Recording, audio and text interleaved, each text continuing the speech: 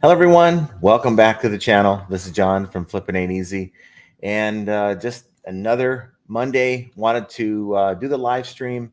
I really enjoy doing the live streams, talking to you guys, and I also enjoy doing a lot of the videos that I make and put out. And I am working on some, but there's just a lot that goes into those, and it's just so much easier to get out here, talk to you guys, answer your questions. So it's definitely something I'm going to keep doing, the live streams. I mean, we did them like once every other week, but not going to say I'm going to do them every day, because I think that would take sort of away from this channel. It's not what this channel really was built around, but I definitely want to keep in touch with you guys, like we have been. And I know sometimes it's been like weeks without one, but I just really enjoy doing it. So I'm gonna let people kind of roll in. But if you're watching right now, please, there's some folks in the chat right now, and we're gonna do some shout outs to you guys here in a second. But if you guys are watching live, please put your questions in the chat.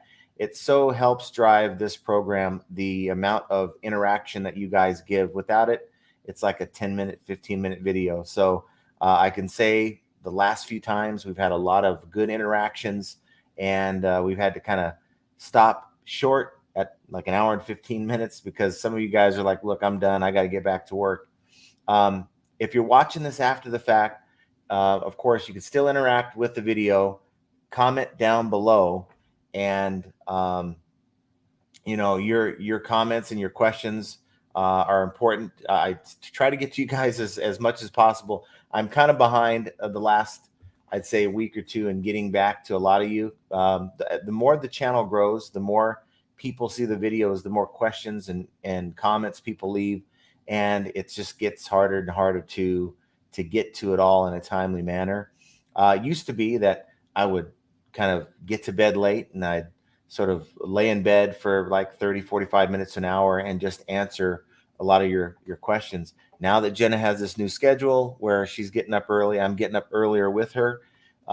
It is that time that I have like late at night isn't the same. So, um, just do put your comments and questions down below, and I will do everything within my power to get back with you.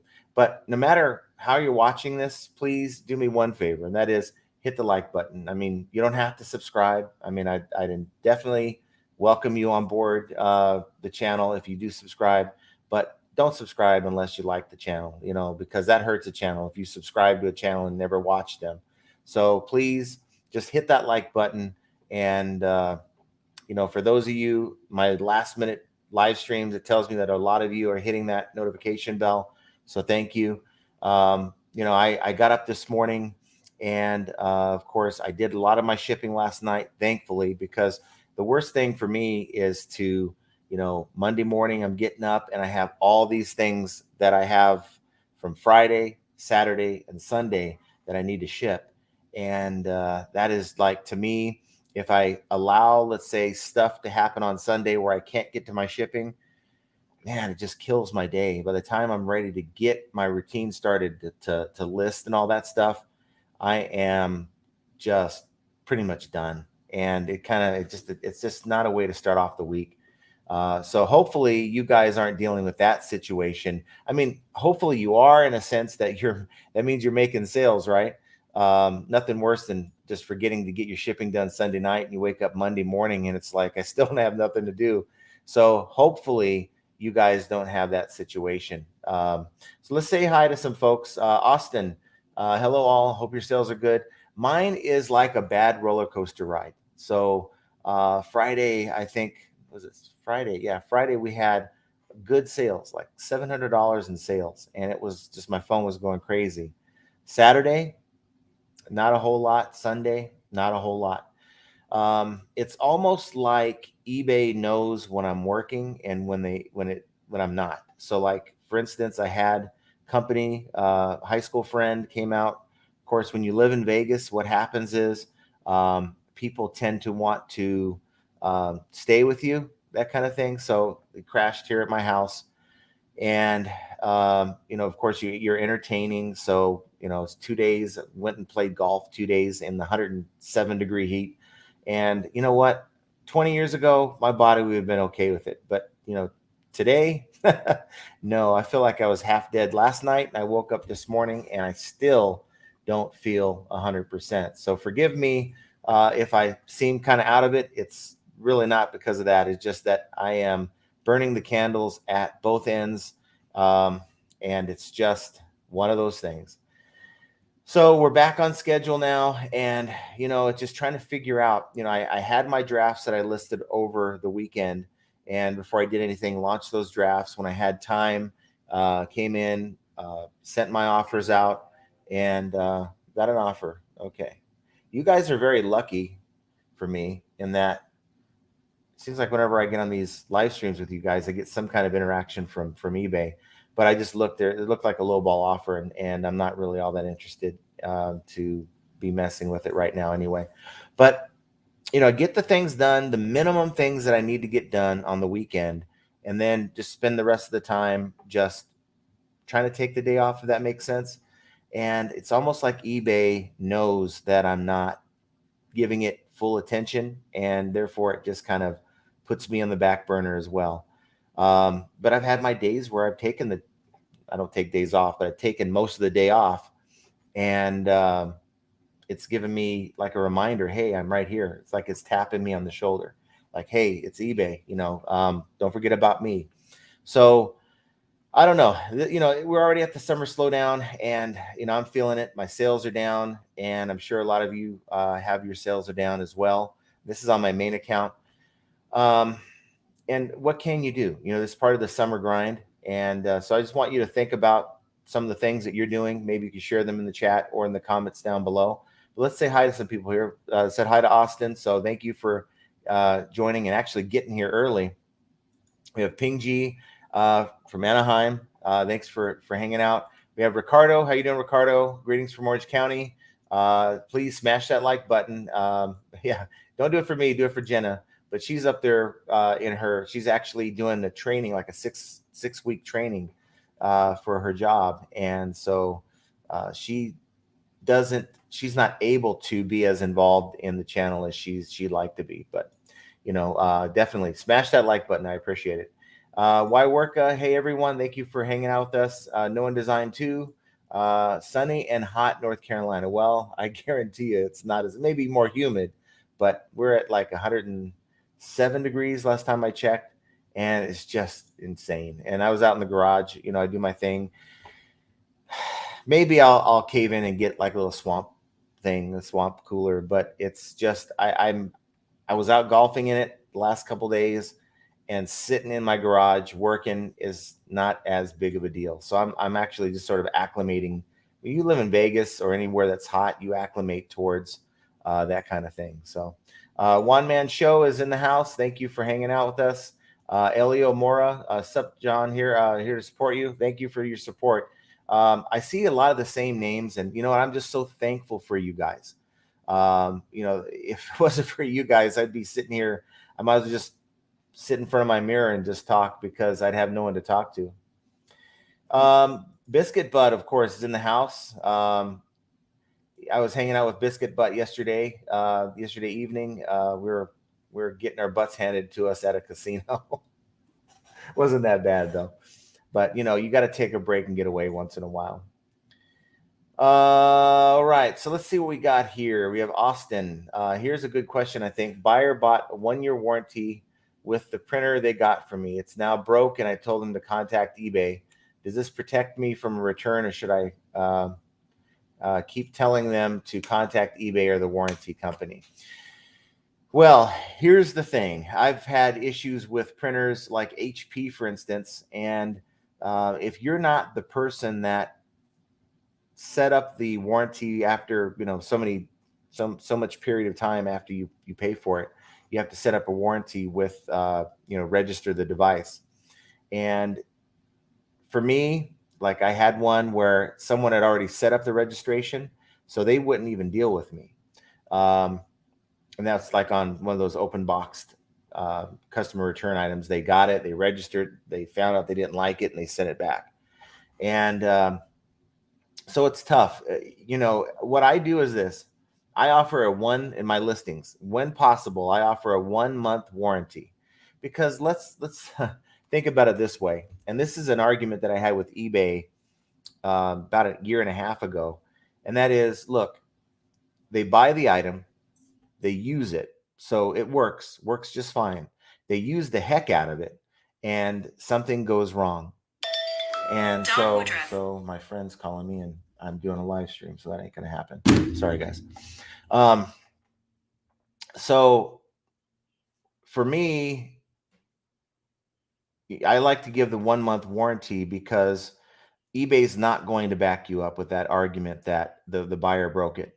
Okay. So um, you have that 1-month warranty because you have a 30-day return policy. I mean, if you're selling on eBay with no returns, we've talked about that before. I'm talking about whether you have free returns or if you have buyer pays. And let's just think about it, guys. It doesn't matter what you think about the item. It 100% matters what the buyer thinks about the item. They may make everything up about the item, or there may be a legitimate problem. The bottom line is it's going to be on you. And a lot of these companies, they won't back up their item if you're not the person. Now, there's some companies like Dyson. They're very good. We got a Dyson. Was it Animal D11 or is this an 11? One of those stick vacuums. They're awesome. But the problem is when we got it in liquidation, it looked brand new and the thing just would not turn on. So we're like, well, what do? We part it out or what? Because we actually got this lot because Jenna wanted that vacuum. She was like, oh, I got to have that vacuum. And I didn't want to spend $800 for that vacuum. I don't have to spend it. I won't spend it. So she reached out to Dyson and just said, hey, I have this vacuum, doesn't work. They didn't ask any questions. They basically sent out a new vacuum and had her return like the main unit back. They provided a box to do that. And I thought that was awesome. Well, 6 months later, something else happens to the vacuum. They sent out another motor unit, and it's like, wow, I feel kind of bad that I just bought their stuff through a liquidation lot.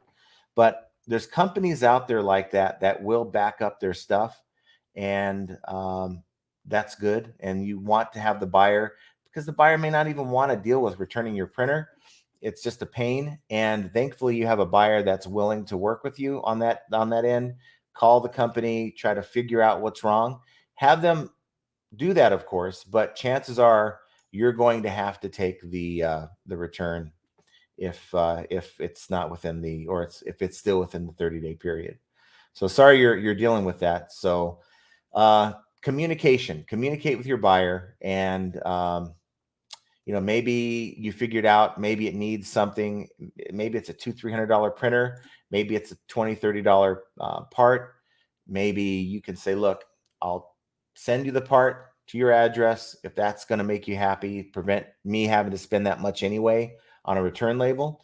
So just talk to your buyer. If you have a good buyer, they're going to be back and forth with you. If you don't have a good buyer, it's going to be more difficult. And I wouldn't even put those options on the table if you're dealing with someone who's either flipped, not really giving you full answers, or it doesn't seem like they want to work with you. Then just accept the return. Why work? Setting up the store notification is something we should be. Is there a benefit, or do we get penalized if we don't? Are you talking about what's in the summary? I have in my summary, if I can just navigate there, it says finish setting up your store to help improve conversion. And then it shows me 3. I have 3 items to set up. But again, I've tried to set that up in both of my stores, and it doesn't allow me to even save it. So I don't know what's going on here. Tried that with this account. I tried it with my other account. And I really would rather have it on my secondary account for my collectibles, because I think it's kind of cool. You put up what you think are your better items, right? You put those on your store. You display those prominently. And for me, on my main store, because I sell everything, and hopefully, I'm not looking for that unicorn buyer. I really don't care what I have on those 6 listings that's appearing on my storefront. So if you guys are having any problems getting that to finalize, because I'm looking at it right now, I don't see any problem, but it wants me to enter in some values, but it just won't take. It says that I have 5 of 8 tasks completed, and I don't know why it's not allowing me to finish that process. So it is what it is. I'm not going to lose a lot of sleep over it. I don't think the store has a lot of value for an everything store. The storefront concept that eBay has, it to me has more value if you are a niche seller and you really want to have that person come back and really save your store as a place we're going to come back to and buy from again. So it just depends on the type of seller you are, but maybe you might have to contact eBay. It's just not that big of an issue for me to contact eBay to get it resolved. Let's see. Morty the one is in the house. Thank you for making the live. I appreciate you. We have Doug. Hi, John. Good evening from UK, Great Britain. Awesome, awesome. And Biff Boof Boffo. I'm sorry, I keep butchering your name, Biff. My weekend sales tanked too. I was on pace for a great week, and it just ended up kind of average. Yeah, it was crazy. It's just like, um, you know, good sign. Friday got a lot of sales, and I'm thinking, wow, it's going to be pretty good, and it just nosedive. So hopefully Monday's better. Get off to a good start. And that's the thing with summer. You can have some good days selling in the summer. A lot of these videos make it seem like, oh, no one's selling, no one's buying anything. People are buying. It's just not as consistent, not as good. And that's the thing with reselling. You really want to find a place where you're getting that consistent income. My goal has always been, and I'm not there yet. And it's just gonna take a lot of better sourcing. We talk about that all the time. Maybe getting in there, maybe driving down into my listings more than I do, and just doing everything I can to try to get myself to a place where I'm doing $500 a day. And that's kind of and that's not profit, that's just sales. So if I'm running about a 50% margin, I'm hitting about my numbers in my mind are, you're taking like 250 a day in profit. You multiply that by 30 days. Remember, we're not taking eBay is not taking days off as you would your 9 to 5. So on your days off, you ain't getting paid unless you're on salary. And even then, that salary ain't based on your days off. It's based on that 40-hour work week. So for me, as a reseller, 250 profit a day is kind of where I'm shooting for. Was there for a while back in 2019, and it's definitely tapered off ever since. Yeah, with the pandemic, things got pretty good for all of us for a little while, but the economy is a big part of that, and of course, eBay plays a role in that as well. It's just really tough in the summer. So what I do, one of the tactics that I employ is something that I did last year that I think is allowed me to really grow my store, because I was always hovering at like 300 items in my store anyway. So getting in there, just taking the time where the items I'm not shipping because I'm not selling, get out there and get more stuff listed, because I've never allowed myself to get to a place where I have nothing to list, where my sourcing's so bad where I don't have anything to do. It's been close, but even tomorrow I'm picking up some stuff. I have a lot of goods that I got a really good deal on, and I'm going to go pick that up and get that stuff listed. So always look for opportunities is kind of what all year round you want to do that, but especially in the summer when you have people that maybe are trying to get extra money. Maybe they're about to go on vacation. Maybe they're trying to clean out their garage because the rest of the year the weather's bad or whatever, and you can find a lot of deals to take advantage of. So something to do, but keep sourcing and building your store. Let's see here. Rollercoaster Weekend, indeed. I get my sales in bunches, none for days, then 5 to like 7 in 1 or 2 days. Yeah, it's tough. I average about six sales a day. That's average. So some days 2 to 3, some days 10 to 12. Just really tough. Stephen, I don't want to butcher your last name. I'm sorry. Hello, John. I'm a part-time seller. Really enjoy your channel. Well, thank you for hanging out with us today. Not everyone's going to be able to make the live stream, but thank you for doing that. I appreciate it. Just being me. Good weekend for us. 20 items out the door, except buyer gave negative for not receiving on the day it was due. Explained Monday was a holiday and no shipping and will not talk to me. And I don't know if the buyer's necessarily not talking to you. I really think that a lot of buyers really just don't pay attention to the message system. So you might send, 5 messages, to get in touch with them, and they're just not seeing it. Um, you know, Buyers really want to resolve their situation. I mean, um, buyers don't want to deal with the seller who's not responsive. I think that's the worst thing. But you're doing your part as a seller to respond to the buyer. And I really think it's more of the fact that the buyer just doesn't see your messages, um, because they're the one that's interested in getting whatever issue resolved. Look, either I want my money back or I want the item I paid for. And that's the buyer is interested in that more so than you got a lot of sellers who don't even care. And those are the folks that need to be gone from eBay as far as I'm concerned. So not a whole lot you can do on that. Just keep doing what you're doing. If you do get a negative, they did give you a negative. Um, maybe after it's resolved, and see if they're willing to work with you to have that removed. Use that. There's that feedback revision button that you can click on, and hopefully they're reasonable people. One man show says, any particular best times to take items to the post office? Can you drop and go, or do you have to wait in line? I've heard some people have to wait. Okay, so my carrier didn't come to the house last Tuesday. And this is nuts because I had, like, those big Santa bags. I call them Santa bags. It's those big bags that USPS gives you. And I had the thing full. And I'm like, okay, hopefully my main carrier comes here, but they never showed up. And it was like 4:30. I'm like, okay, well, I got to get to the post office. I didn't want to go 5 miles. I got to go 5 miles each way. And I got there, and there was a line out the door because of the holiday. Last Monday was the holiday, Juneteenth holiday. We had just people that were dropping off packages or needed postal service.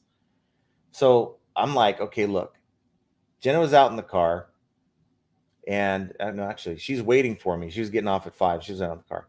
She was waiting for me to get home because we're going to go to dinner. I'm not sitting here 30, 40 minutes past closing to be in this line. And so I simply just said, okay, I went and put my bag in. They have these big rollaway carts, and I just put it on top of a bunch of packages, and just said, okay, I'm going to take a chance here. Thankfully, I guess there was no problems. I haven't heard of any issues. I haven't seen any high numbers pop up on my late upload, your late tracking that eBay sort of grades you on. So hopefully today's not the same way. We have my stuff still sitting here, and they usually come about 11:30. Oh, what happened last Tuesday, though, what was really funny is after I get back, as soon as I get back home from the post office, I'm waiting for Jenna to get done with work. She gets off at 5, and I get a knock at my door, and it's the replacement carrier. And I know what they did. This particular carrier came and dropped off the mail, did their route, and then came back to the house wanting my packages. Well, if you don't show up, if it's 5 o'clock and you're just not showing up to my house, I ain't waiting for you. I'm not going to have these packages become late. So do what you can. You can go to the kiosk that's at USPS. You can scan it. Now, I know that doesn't count as an official scan, but I've heard people that have had success with that. Scan it and put it in the little lever drop box for your packages. I do know that they close at 5, the post office, but they have folks in the back that are constantly working those packages and scanning as well. Let's see. Hey, John, photographing while having you on my TV. And you know what, Ed? I had you on my TV earlier today. I was checking out your video about the whole Mercari outage thing. I was your video popped up, so I'm like, okay, let's see what happened here, because I was trying to cross post the other day or yesterday on Mercari, and I had some sales that I wanted to get my labels printed off. And on my PC, it would not, it kept saying that I had a bad gateway or um, bad data or something. And I started to worry. I thought, well, do I have a virus on my computer here? Because, all the other sites work, but is something happening with Mercari? And it didn't dawn on me to go on. There's a site called Is It Up? I think that's what it's called. You could type any address in there, any website, to see if it's functional.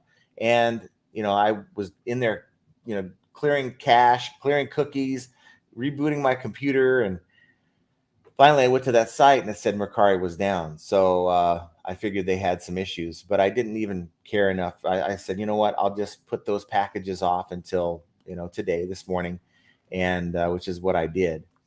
Speaking of Mercari, and I'm dealing with a lot more Mercari than I have before, because of the whole cross posting thing. And that's another thing I'm doing for the summer, is getting my items out in front of more people. And as I did last year, I did some cross posting last year. Last year I had a VA do my stuff. I didn't have a cross posting software like I have with Prime Lister. I'm finding, again, there's things that will not sell on eBay that for whatever reason will sell no problem on Mercari. Stuff that's been sitting in my account on eBay and my eBay store. And as soon as I get it cross posted over to Mercari, I'm getting likes on the item. I'm getting views on the item. And, sometimes you send them offers, and sometimes you don't even have to. You're getting offers from people. And I'm good with that. It's sort of like a store that doesn't have a clearance section. And then you've decided to now add a clearance section, which is from eBay to Mercari, because I think Mercari is a different type of customer. And you're getting people attracted to your clearance section of your store, and you're getting the sales. So get a lot of people that say, hey, you're better off spending your time focused on eBay. And I do understand I do agree with that to a certain point.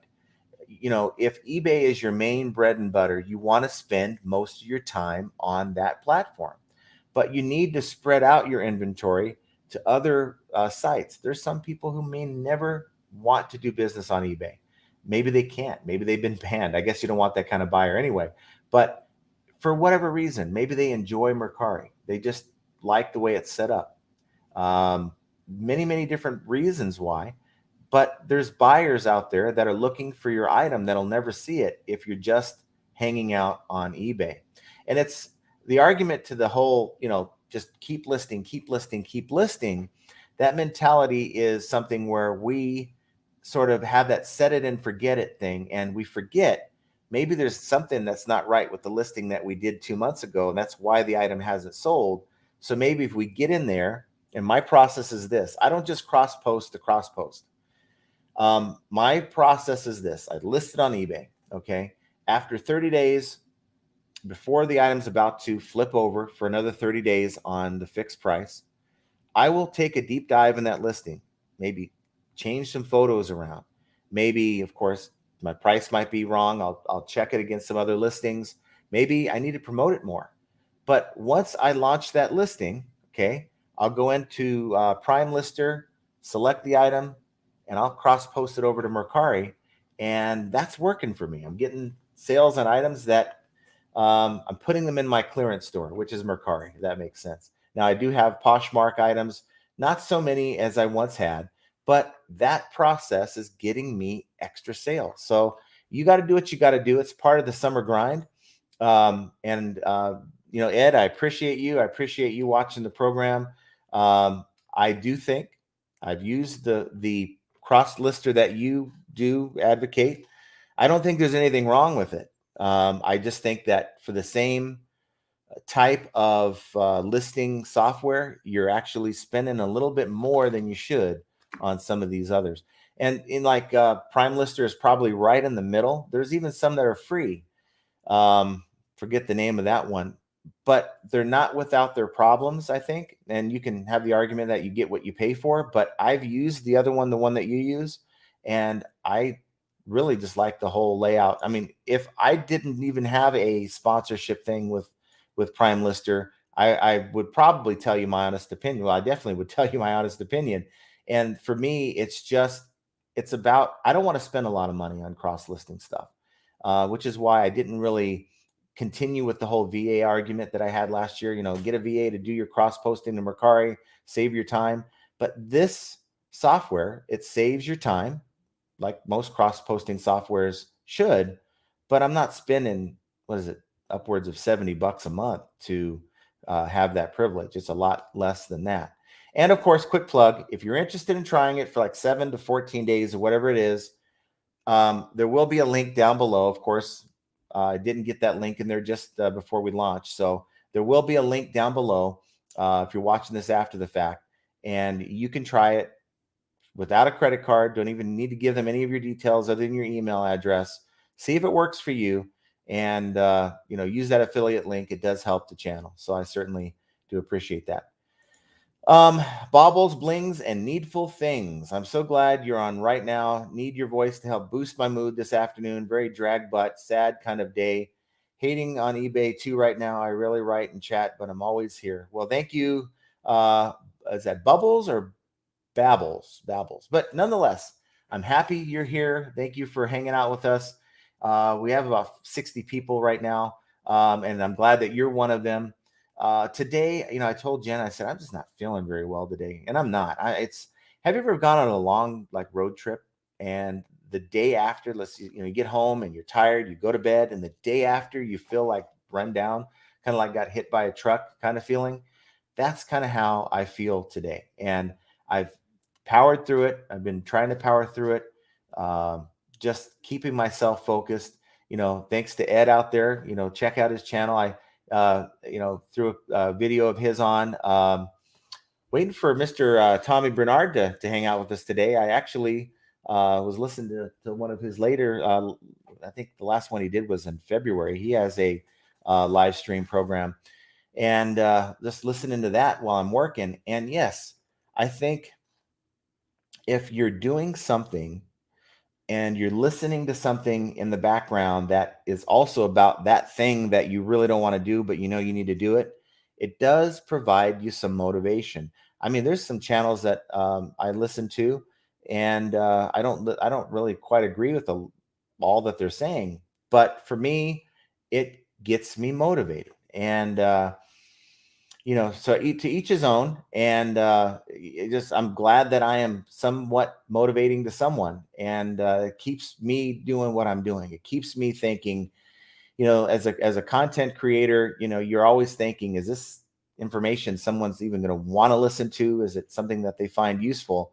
And for me, it's just makes me feel good. It kind of gets me motivated to get up here and ramble for an hour and 15 minutes for you guys. So I appreciate that.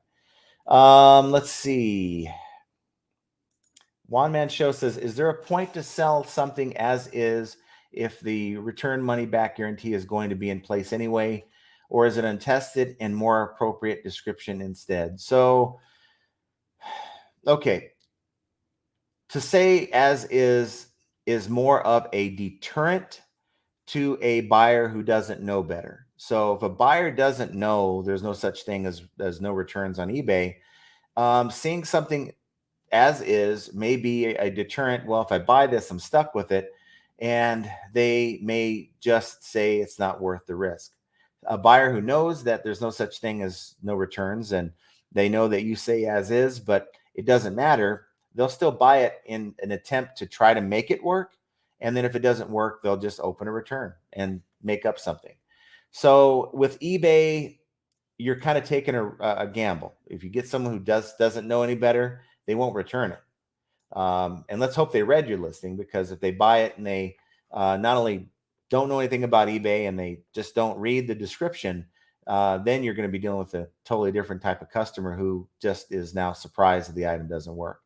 Go ahead, and if you're into it for a small amount, you're just trying to move it, take the risk. You can throw as is in there. What I do is I just put, look, this is an untested item, may work great, it may not work at all, which is why we're selling it at this price. Please be aware that you will have to pay for a return label if you decide to send it back. And if they try to circumvent that and say, you know what, there's item not as described or whatever, and if the item is exactly what I described, because see, the buyer cannot ask for anything more than what the description is offering. And that's the argument that I have with eBay. When they leave a negative feedback saying that, I bought this item and it didn't have this, but you put in the listing, it didn't have this. They can't ask for anything more than what you've offered. And that's grounds for that negative to be removed. And I will also deduct money from my return label, because eBay, they tell you they're going to give you a $6 return label. Trust me, I've had one in the last 2 years. They don't do that. So I'm using that refund tool when necessary to combat these buyers who, and I know that eBay doesn't want you to use that tool that way, but there's times I've had to do it, and it's never been a problem. Doug is revising some prices of his items yesterday and noticed that 10 of 12 items had the domestic shipping details mysteriously disappeared. That's pretty strange. I do know, like you guys know, I list in the app. So I'm actually out in the garage. My computer's in here, and I ain't going back and forth. Just a lot of wasted time. So I have a process. Maybe I'll make a video kind of sharing that process with you of listing on the app and then coming in here and that type of thing. But I've noticed that I'll get going, I'll get in 4 or 5 listings done, and like the 6th and 7th listing, it's now all the shipping policy. It doesn't even give me a chance to even select my shipping policy. It's almost like it wants me to say how this item's being shipped. It wants the weight and the dimensions and all that, but it wants me to choose a carrier. It has a list and it has like prices on it. And you're thinking, okay, I am charging shipping for this. And you just go with it. But then when I come back and check on the computer, it has it set for free shipping. So be careful on that. That's a glitch that I came across, and it's happened to me on multiple occasions with the app. When you're listing on the app, it'll default, at least with me, it defaults to my main policy, which is free shipping. And a lot of items I don't want free shipping on, and you're going to get stuck holding the bag, selling that $10 item with $10 shipping, and you're basically spending the entire 10 to ship the item. Let's see. Julie Flicker says, is anyone else having trouble listing, or is it just me? Now, when you say trouble listing, is it just the motivation to list, or is it are you having problem with maybe the new eBay setup? They have the new tool I think we're all using now for the most part. So yeah, please put that information down below. I'm just kind of curious if it's motivation. It could be a lot of things. It used to be when I was working my daily 9-to-5 job for a while back in, this is around 2002. We lived up in the mountains.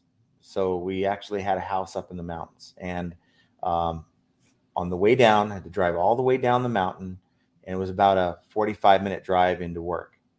And because I worked the swing was like 2:30 to 11 p.m. shift, I was on weekend. I had to work weekends too. I'm driving past people that were having a great time at the lake, seeing people in town walking around having a great time.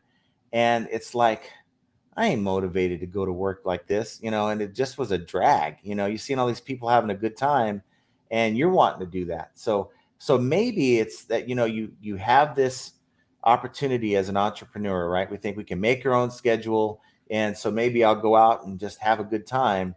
And so now you're worn out and it's time to get to work, and you don't have that structure that maybe a lot of us have been used to in our life, working that 9-to-5 job. And it's a lot tougher to get going. That's why you have to really, and this job isn't, or I say a job, but this selling like we do isn't cut out for everyone. It's just so hard for some people to get themselves motivated. You have to be able to get to a place that says, look, if I don't do this consistently, if I don't get out here and start listing these items that I have stuck in my attic or my garage or sitting here in this room in the corner, it ain't going to list itself, and I ain't going to be able to pay my bills. I ain't going to be able to, maybe you already pay your bills. I ain't going to be able to go on the vacation I'm trying to go on or this thing I'm trying to buy. And you need to let that be the motivation. You need to look at the bigger picture, and you need to stop letting, I mean, it isn't like we're out in 107-degree heat digging ditches. There's people right now in extreme weather conditions that are digging ditches that are, full blue jeans, the vest, everything, the hat. And it must be horrible to be out there doing that kind of thing. I mean, they're acclimated to it, but what's the alternative? You could be out there doing that, or you could be listing these items that's sitting around. And I just think that we look at things sometimes to be worse than they are. And once you kind of get going and get into a little zone, find the thing. Maybe it's music. Maybe it's hearing someone on YouTube talk about, eBay. Find that thing that you can get yourself going, and you will be happy that you did. And you're going to feel like, wow, I was able to do it. Wasn't that bad? And that's the motivation I'm offering you guys today on Monday. So hopefully that works for somebody out there. Ping G says, no such thing as is on eBay. Buyer can always file an INAD and get their money back. That's correct. That's correct. But if you have that buyer who just doesn't know any better, it could be a deterrent. Ping G, I ship from 3 different post offices, and I always have them scan the sheet. Well, I just didn't want to stand in line for 45 minutes. I have never seen a line at that post office. Like, there is nowhere else to stand inside the building, and it's a pretty large post office.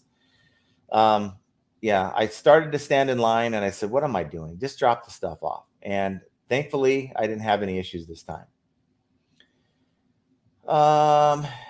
Ricardo says, regarding the Germany Packaging Act, which is set to begin on July 1st, will you be setting a shipping policy to exclude Germany, or will you be trying to obtain authorization? I think it's like $35. And that was a topic I was going to sort of bring up to you guys. Look, here's the thing. And this is not on my main account. This is on my niche account where I have all the patches and the pins and all that stuff. I feel like I've sold, of the stuff that I was able to obtain, that I have sold a lot of the best stuff. Now, because I don't know what I'm looking at. I don't know what I'm dealing with. Maybe I'm wrong with that statement. I don't know what I have. And so I think the stuff that I think was cool, I'm mostly out of, because I was focused on getting that listed first. So I don't know. And I have a few repeat buyers from Germany that won't be able to buy from me unless I obtain that. So I'm sort of torn. Do I spend the $30-40 on that for maybe the chance of a few of these repeat buyers being interested in different stuff than they've been buying? Or do I just go without it and hopefully get the same amount of buyers? So I'm kind of torn on that. I don't know what you guys think. Maybe comment down below or in the chat. Let me know what you would do. Like, for instance, I had these dog tags, and they had a 1921 date on it. Thinking that's the date of birth on this soldier, and that coincides with World War II. And I sold those dog tags. I thought that they were Italy, from Italy, because they had Italian on it. So I sold the dog tags, and I started them off at like $7.99 plus shipping. I mean, I didn't know what I had. Just let the market decide. They sold for $80-something. And honestly, I got more. I don't have any more dog tags, but I have more kind of cool stuff that I don't know what the true value is. So I'm really torn. I don't want to spend $40 on shipping to one country. That's a money grab from that country that kind of bothers me about. Am I going to make that money back is kind of what I'm thinking at this point. Because the buyers that have been buying from me, the repeat buyers, have bought my patches. I'm almost out of the patches like this. So they're going to buy the other stuff? I just don't know. So yeah, I'd like to know what you guys think down below on that. If you're in my shoes, what you would do, because I may not source this stuff again. Once I'm out of all this stuff, it's on to the next batch of whatever. This is just one of those once in a lifetime lots that we stumbled across. And I may not, I'd love to sell more of this stuff, but I just don't know where to get it. I mean, we're constantly looking for people to sell us collections of stuff if they are down on their luck and they need money, but I ain't finding anything like this. Ping G says, I excluded Germany from my shipping, and that's exactly what I'm gonna have to do. This big fly. Now I got a fly. I guess he grew up since the last, that gnat grew up since the last live stream. I got a big fly flying around my head. But, you know, I am going to go in. It's not yet July 1st, so I'm going to milk it as much as I can, get as many sales as I can to my German friends out there.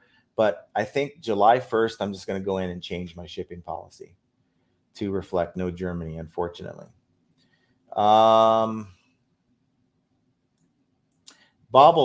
Blings, and Needful Things says, if showing priority on a 2-ounce item knocks me down in search, besides looking like charging $8 for something, is $3.68 to ship. So yeah, you want to make sure your shipping policies are correct. If you have anything under £1, and if you're buying a label from eBay, it's really, the cutoff is at £1 for first class shipping. You can save yourself some money. And if you're doing calculated, that type of thing, and you're telling your buyer you're shipping it priority and you ship it first class, I know there's some people that don't take kindly to that. So be very careful. And this big old fly is going to drive me nuts. What is it going to be next week? Is it going to be a hornet? I'm just kind of wondering what is going to be flying around my head next week when I do these live streams. Let's see. No One Design 2 says, this is my opinion, but Cassini is an algorithm, and because of that, it likes routine, and any divergent to that routine, Cassini will throw a tantrum like a 2-year-old. And I know a lot of people will not admit it, but a lot of sellers don't stick to that routine as well as they think they do. And that is fine, but they just keep in mind computer programs have systematic routines. Yes, let's be honest with ourselves for a minute here. Most of us think, get this fly, sorry. Most of us think that we are better at what we do than we are. And I'm no exception to that. I have this channel. That's the only thing that separates me from you, is that I have a channel and you don't. And you may have a channel. You may make videos. I don't know. But that's it. I'm the same human as I've always been. I have my days where, you know what, I don't want to do what I got to do. I'll do the minimum. So in my mind, if I'm having a bad day, I'll do 5 on each account and, do my my whole deal that I tell you about.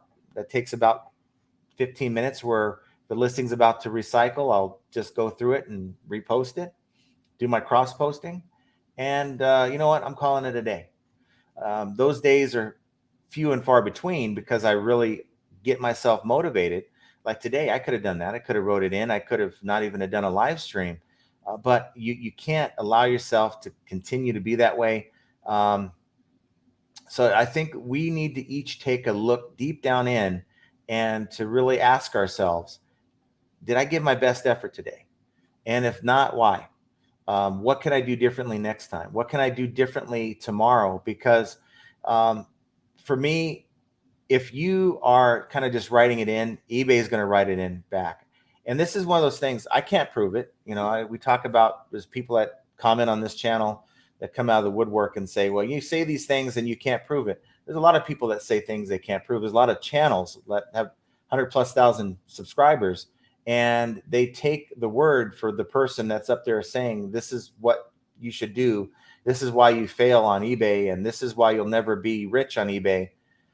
And they listen to that advice, okay? And there's nothing documented for that advice.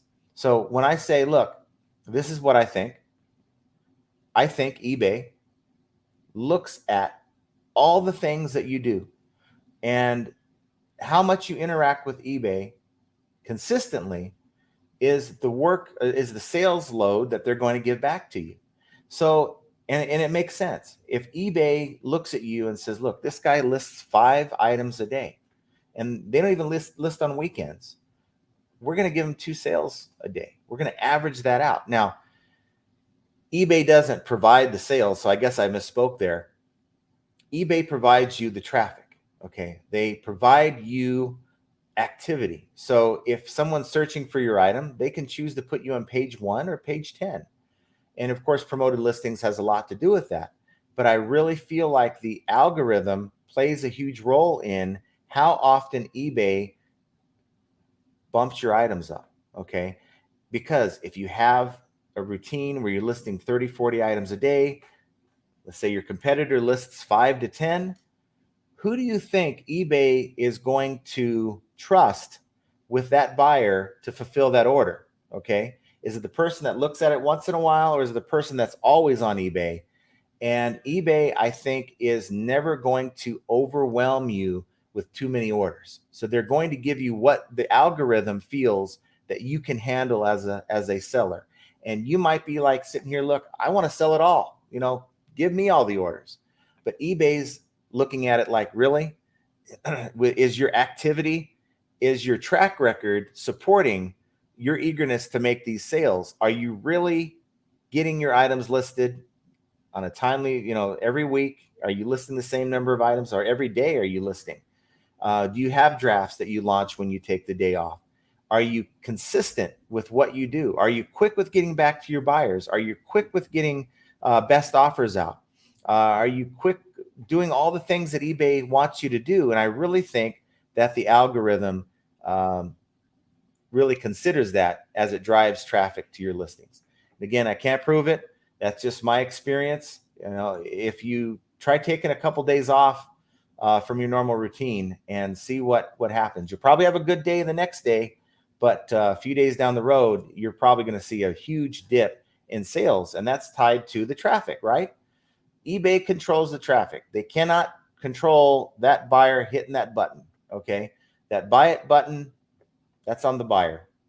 eBay controls the traffic. They get it to your listing. You as a seller have a good quality listing that attracts that buyer to even look at it, and eBay's done their part. Whether that buyer clicks on the button to buy it or not is 100% on your listing quality, and hopefully your price, your photos, everything that represents what the buyer is looking for.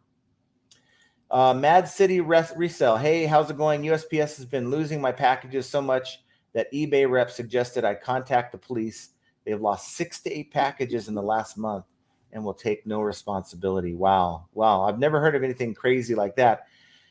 I'm willing to bet if you insured those packages, they would do something about it. Now, I do know this, that if you're using like priority, it's like insured up to what, $100 if you buy it on through eBay. So maybe it's just, you're going to have to start submitting those claims for those items. I had one of these badges, and I don't have an example of it, but I had a cool little Italian badge that I sold. It went on auction for $68, and I shipped it out. Everything was fine.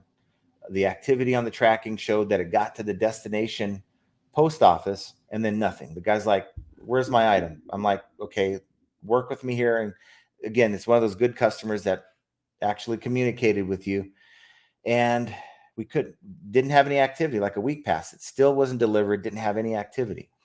So I said, look, at this point, open up an item not received. Okay. I'm going to go in and deal with my transaction on USPS.com and have them. What I like about it is you do a lost package search, and the destination post office, like the next day, it's been my experience, they'll get on the phone with you and say, "Hey, haven't found the item. Someone's on it." That's what I really like about USPS. They will get back to you. And I had that. I missed the phone call. Okay. They did leave a message. And I was like, okay, let's give it a few more days and I'm going to give you your money back. Well, as soon as I sent that message, we went and checked the mail, and guess what? That package was in the mail. It's in one of those clear poly bags that said, "Sorry, we damaged your package. We'll do better next time," type of thing. And it was like they spilled ink on the package. There's nothing wrong with the item inside. So I communicated that. I sent photos of what I had, along with that little note that the post office sends along with it, saying, "Here's what happened." It's always good to provide that visual proof to the buyer so that they know you're not just trying to buy time. And this guy was super cool about it. And I said, "Look, I'm going to mail this out tomorrow. eBay wants me to give you a refund like in 4 days. So if you would consider, I'm giving you the tracking information. Here's a photo of the item that I'm shipping out tomorrow. would you consider closing the item not received case, that type of thing, because I can't take a risk of this being refunded back to you. And he went right in and closed the case. So the next morning I was happy to put it in the mail or give it to my carrier, and received the item just a couple days ago, left me great feedback. So as far as your situation, it's time to go talk to the postmaster down at your local post office. Maybe have printouts of your tracking for 6 to 8 items that you have that are missing, and say there's something wrong here. There's someone back here in the back room that isn't doing their job, or they're losing the mail, or hopefully they're not stealing it. So bring it to that supervisor's attention, because 1 or 2 times may be a coincidence, but more than that, no, something's going on. Let's see. Dorothy Oshana says, question for everyone. What brand or type of scale do you use to weigh your items for shipping? My weight is always different from the post office weight shown. I have it's called an Accutech. I think I got it off of Amazon. I have an Accutech. I have another Chinese brand one that's in the garage, and I have another one here that's on my shipping station, and they're all different brands.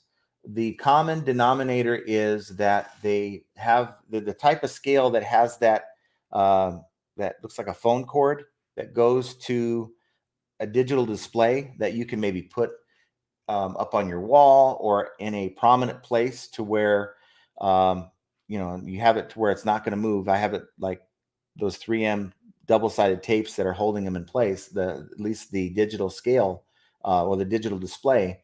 And then I have this scale here, and it works really well for me. I think they run about 20 to 30 bucks on Amazon starting point. Some of the nicer ones, maybe 40, 50, 60 bucks max, I think. And that's a good starting place. Look at the reviews. The reviews will tell you if it's going to be worth your while or not. Get something with 2 or 3 stars, you're probably going to have issues. Let's see. We have Tommy Bernard podcast in the house. I was telling everyone, I was watching the last live stream. I was wondering kind of out loud to myself before doing this video, why you stopped doing your live streams. It was, watching your last one, and thought it was pretty interesting. You kind of talk about a lot of things, and you 3-hour live streams. That's kind of long. So I know that in that live stream, you're talking about how doing these things gets you into that mind frame where you're getting away from the grind of reselling. And that's kind of what I look at this here. I agree with you. I'm, getting up this morning, not feeling well. I thought, you know what? I'm going to do a live stream. And hold on one moment. That's my mail carrier. Let me do it in my package.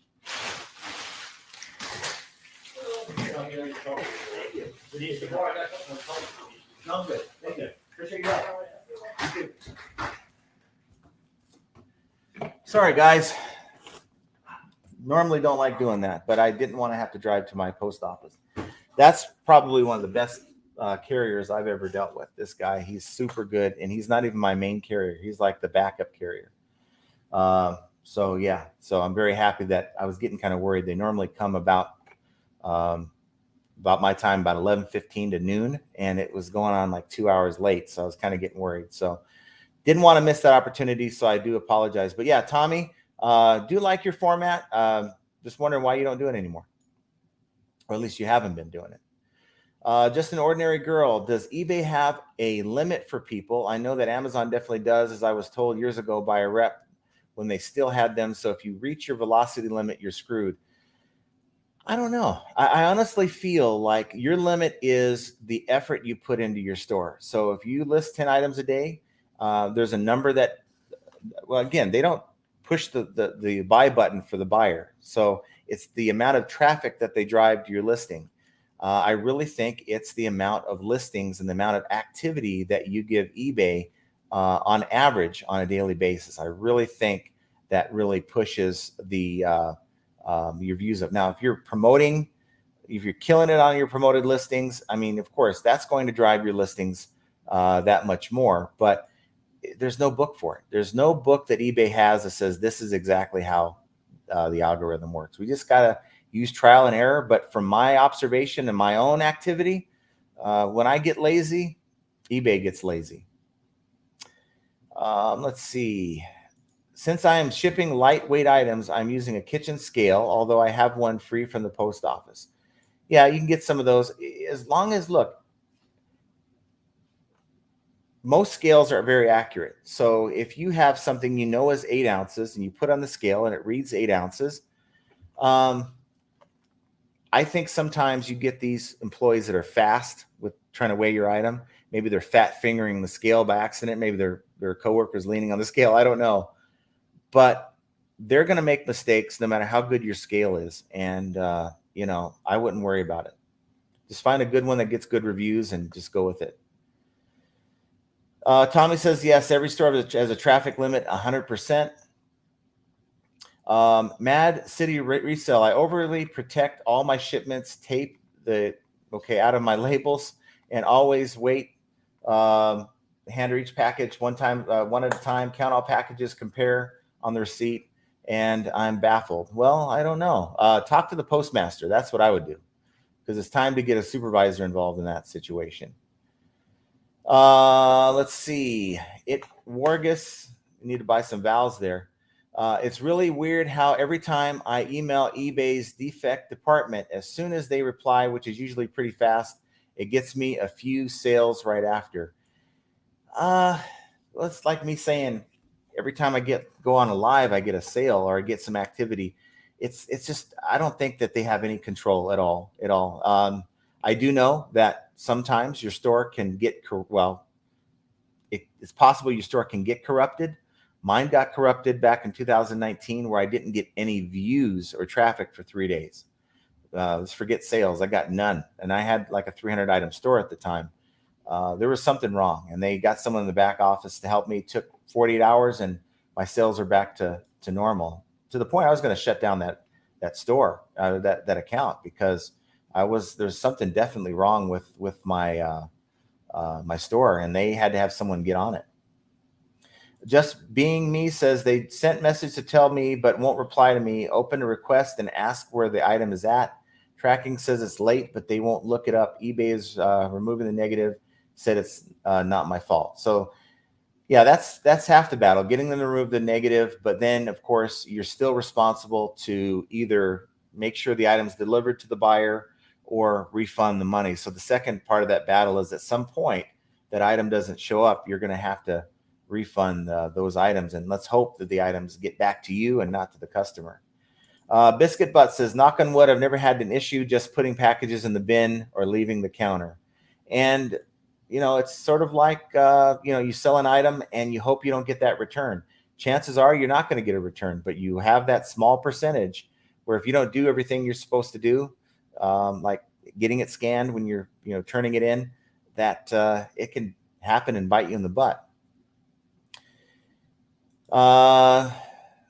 Itwargus FR says, I like Bonanza. It cross-lists and updates with your eBay account, and there's little work to do, and sales on that platform increased a lot since COVID. Yeah, it's not something I am going to look into, because I want a tool like the Prime Lister tool that I just do it in one setting. Doesn't matter unless they add Bonanza to that list of stores that they allow you to cross-post to. It's not something I want to get bothered with. I just don't want, it's one less platform I want to deal with. It's just me. I mean, whatever works for you, but I have the 3 platforms other than eBay. You got Etsy for my collectibles, Mercari for really everything else, and Poshmark for clothing. Let's see.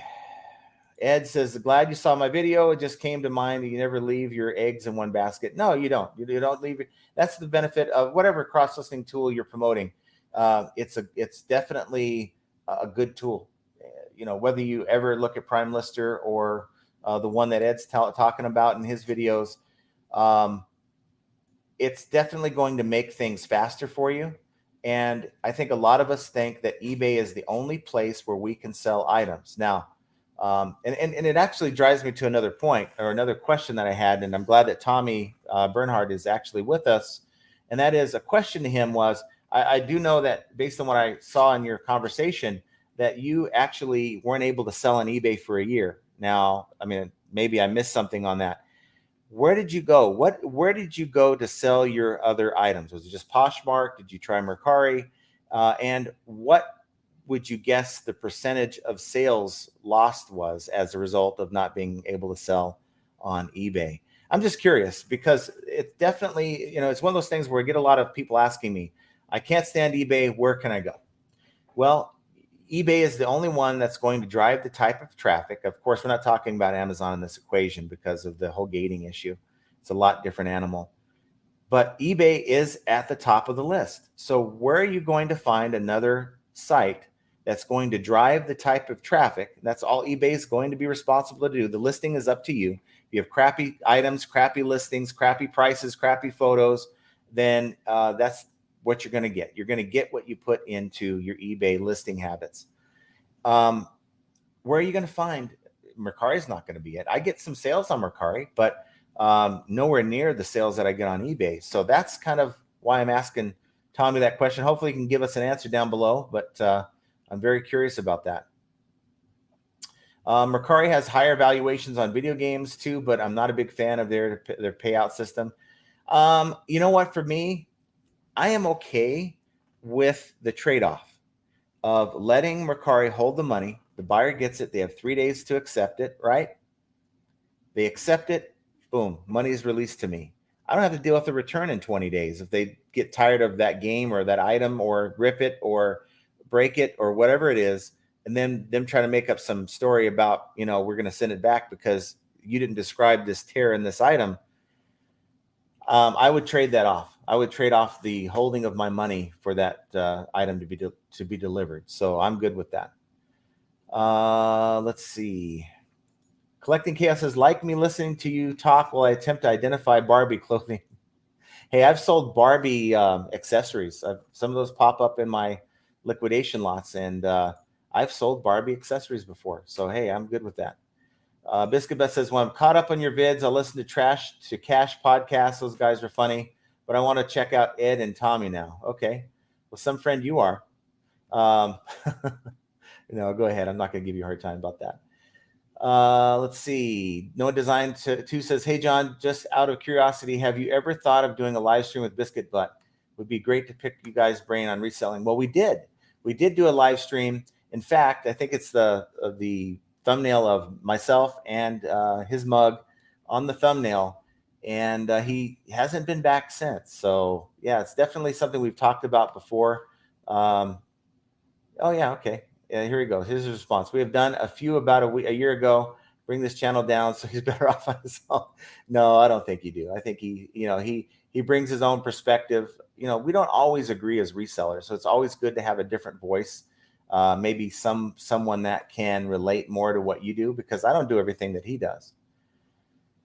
Let's see. I'm gonna kind of go down here, try to get some more people here. Savage Pickers here. Sales were decent today. That's awesome. My sales were kind of That's kind of why we're at an hour and 8 minutes, and I'm still hanging on to this live stream because I'm hoping you guys can bring me some more sales here.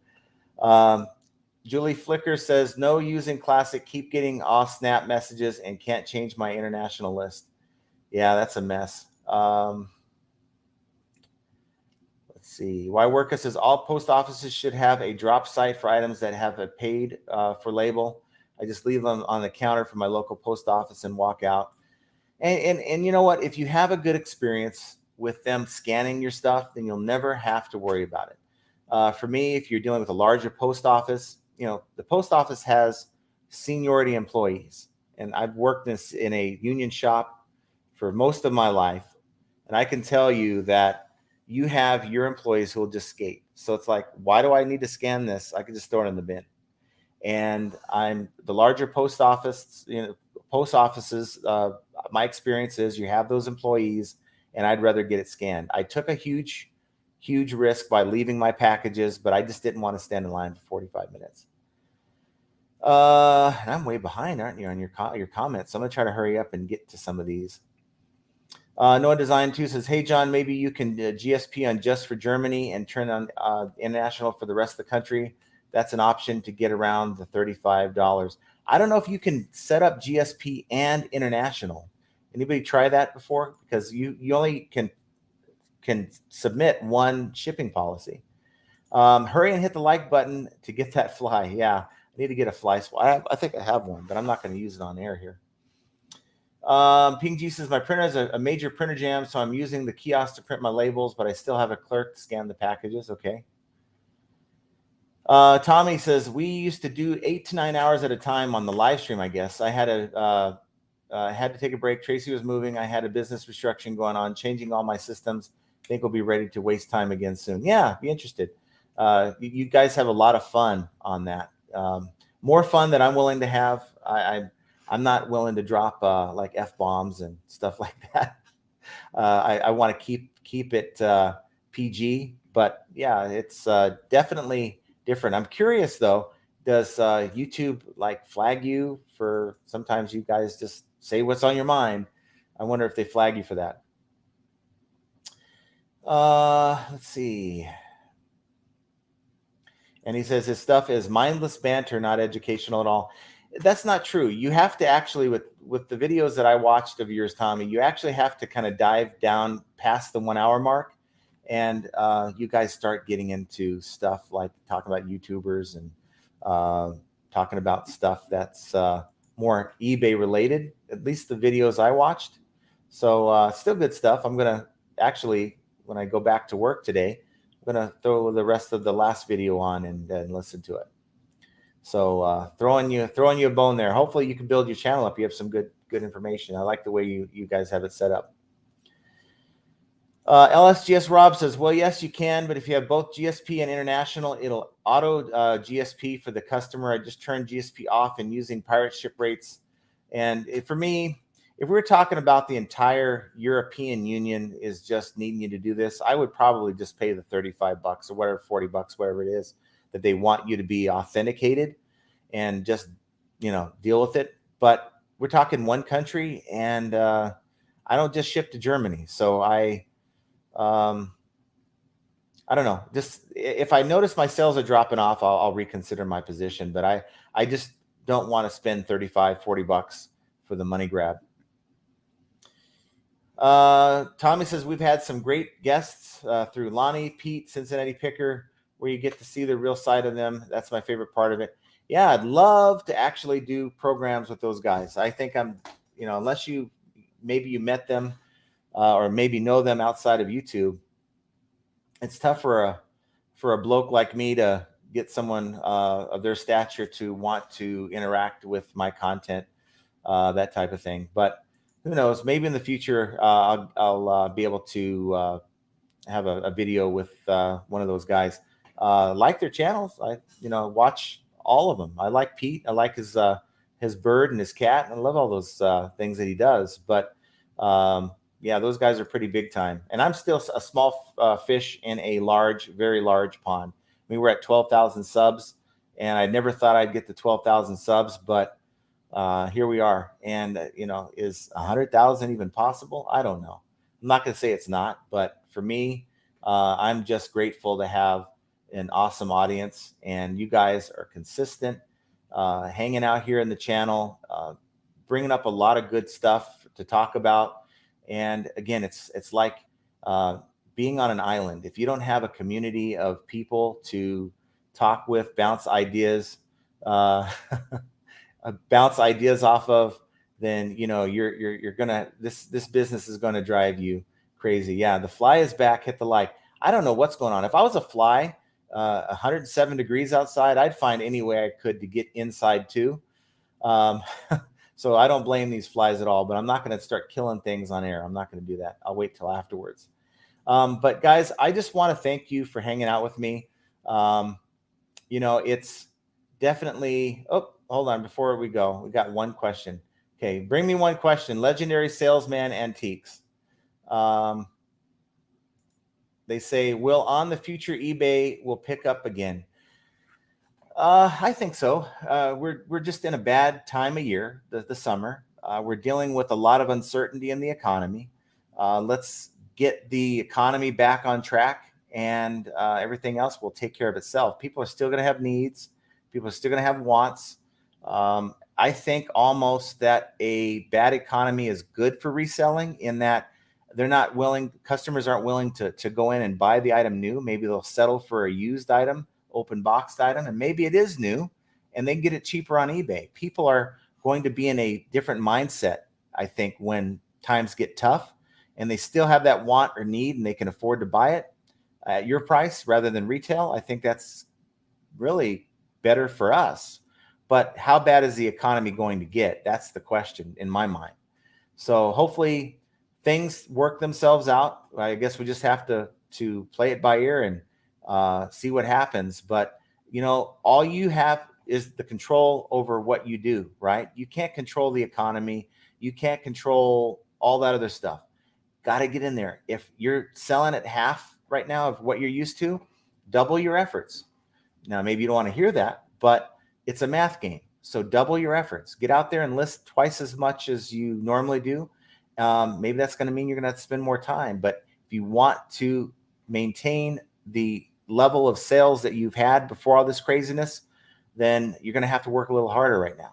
And maybe the benefit is you build a bigger store like I did last year, built my store up, got more sales when things were normalized in Q4. So maybe that's something you have to consider.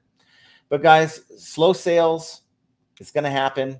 Hopefully this Monday, this video is motivating to you guys. We're at 1 hour and 15 minutes. So we're going to kind of wrap it up. But just know that all these things we talk about there's just always more examples of how flipping ain't easy. And I want to thank you guys for tuning in with me. And we will talk to you guys very soon. Take it easy, everyone.